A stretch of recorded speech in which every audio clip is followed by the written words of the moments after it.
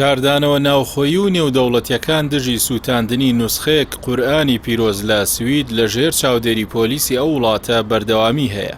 لەو چوارچێوەیەدا و لا وتاری ڕۆژی هەینیدا مامۆستایانی ئاینی لە هەرێمی کوردستان بە توندی ئیدانی ئەو ڕەفتارەیان کرد و ڕایان گەیاند ئیسلام و موسڵمانان دژی ڕەخنەگرتن نین، بەڵام سوکایەتی و بێڕێزی بە ئاینەکەمان و قورئانەکەمان قبوڵ ناکەین. مامۆستایەکیش ڕای گەیاند ئاینی ئیسلام بەردەوام لە گەشەدایە، دوژمنانی ئەم ئاینەش هیچیان پێ نییە، تەنها پەنابردن بۆ سوکایەتی نەبێت بۆ هەڵڕشتنی خەشم و داخی دڵی خۆیان. ئێمە کە پێمان ناخۆشە ئەوە نییە لە بترسین، یعنی لە ڕەخنەی بترسین، پێمان وابی ئەگەر ئەوان ڕەخنەی لە قورئانێ بگرن خەلاص ئەمە دینمان نامینی. نا ئەسڵەن ئیسلام یەک لەو یەک یعنی تاکە دینێکە زۆر بە ڕاشکاوی لە هەموو شتێکی دەڵێ قل هاتوا بورهانەکم، کەواتە دیلۆ تووڕێینە خۆشەویستانم، لە بە کۆمەڵێک شت تووڕێینە. یەکەم، قورئان جەرگ و دڵی ئێمەیە، قورئان هەناسەی ئێمەیە. ئێمە لە سەردەمێکدا دەژین، دەزانین ئەخلاقمان لەژێر هەڕەشەیە، گەنجەکانمان لەژێر هەڕەشەنە، یەک دنیاشتی قێزەونمان لێ خڕەبیتەوە. ئەوەی دەمان پارێزی قورئانە. ئێمە جیاوازی لە نێوان قەزیەی علمی و قەزیەی سوکایەتی ئەکەین. ئەوان وەشی گوتم هەرچی ڕەخنەیەگرن با بگرن، قل هاتوا بورهانەکم، بەڵام بێن ڕۆژێک کە مسلمانان لەو پەڕی عیبادەتدانە، مسلمانان خەریکی حەجن، مسلمانان خەریکی جەژنن، مسلمانان خەریکی پیرۆزبایی لێکردنن، ئەتوو وەختێک کە مسلمانان لەو پەڕی پەیوەندی ڕۆحیدانە ئەتوو بێی زمانی ئیهانە و سوکایەتی بەکاربینی، ئێمە لە بێڕێزیەکەی تووڕێین. کابرایەک بە بەرچاوی حکوومەتێکی گەورەوە، بە بەرچاو خەڵکێکی زۆر و ڕاگەیاندنێکی زۆرەوە، هەستی ملیۆنەها و ملیارەها مسلمان و ئیماندار لە کۆی دنیاە بریندارەکە و قورئانێکی پیرۆز هەڵەگرێ و پێڵاوەکانی پێ ئەسڕێتەوە و هەروەها لاپەڕەکانی ئەسووتێنێت بە بەرچاو هەموو دنیاوە. ئەمە شتێکی تازە نییە بەڕێزان. لەو ڕۆژەوە پێغەمبەری خوا هاتووە صلی الله علیه وسلم، تاکو دنیا کۆتایی پێدێت. شەمشەمە کوێرەکان، ئەوانەی کە حەزیان بە تاریکیە، ئەوانەی کە حەزیان بە بەدڕەوشتیە، ئەوانەی حەزەکەن وەکو ئاژەڵ بژین دوو لە ڕووی بەڕێستان بە درێژایی مێژوو، ئەوانەی ئەیانەوێ بۆ خۆیان ئیستراحەت بژین و خەڵک کۆیلەی ژێر دەستیان بێ.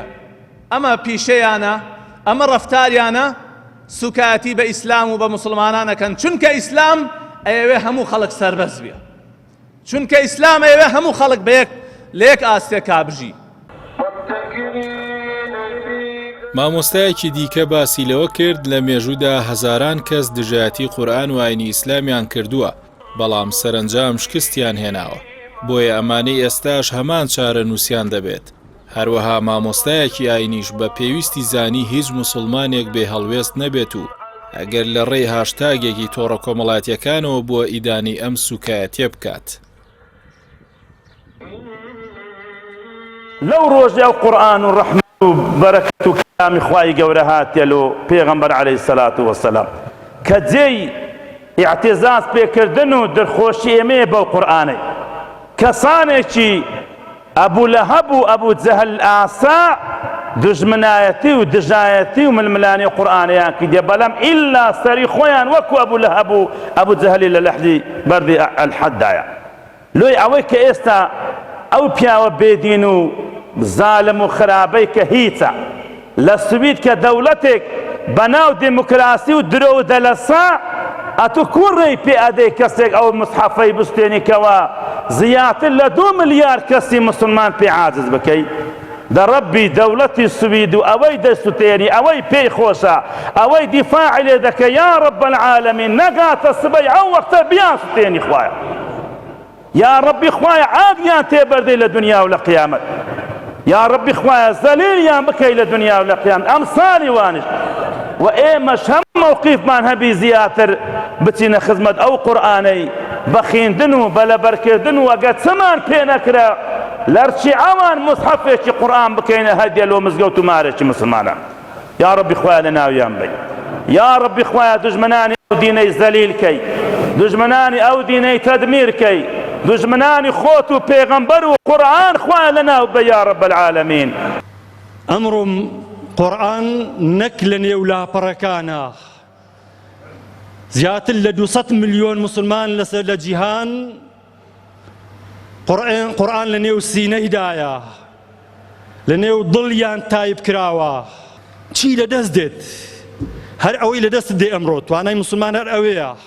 تەنانەت ئەگەر بە پەیجێکیش بی، ئەگەر بە کۆمێنتێکیش بی، ئەگەر بە پۆستێکیش بی، بە هاشتاجی تۆڕە کۆمەڵایەتەکان بێ، میمەوێ مووقیفت هەبێ ناڕەزایی دەرببڕی، بێدەنگ نەبی، چونکە قورئان کەلامی خوای پەروەردیگارە، پیرۆزترین شتە لەسەر ئەرزە لای مسلمانە. لە کاتێکدا وڵاتانی ڕۆژئاوا بە ناوی ئازادی سوکاتی بە ئاینی ئیسلام دەکەن، لە بەرامبەردا بە هیچ شێوەیەک ڕێگە بە ڕەخنەگرتن لە ئاینەکانی دیکە نادرێت، تەنانەت سوکاتی بە هاوڕەگەزبازی کە کردەوەیەکی قێزەونە وەک تاوان سەیر دەکرێت. ئەوەش سیاسەتی دووفاقی خۆرئاوا لە مامەڵەکردن لەگەڵ ئاین و چەمکەکان دەردەخات.